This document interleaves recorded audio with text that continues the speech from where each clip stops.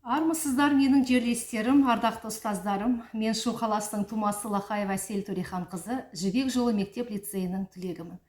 Қазіргі таңда Түркия Республикасы Мәдениет және туризм министрлігінің сыртқы істер басқармасында қызмет жасаймын.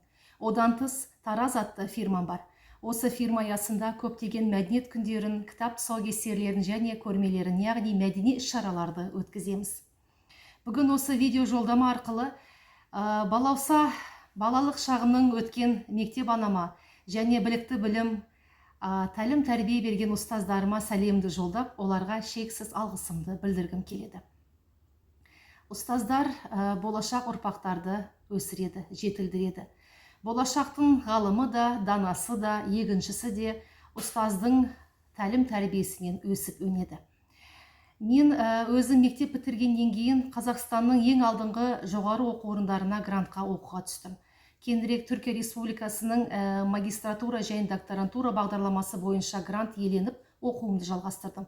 Осының барлығы Жібек жолы мектеп лицейінде алған тәрбиемнің, ұстаздарымның білімі арқасында деп санаймын.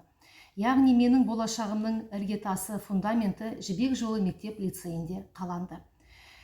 Барша ұстаздарды, маған білім берген ұстаздарыма алғысымды айтып, оларға денсаулық, зор бақыт тілеймін. Амандықта кездескенше.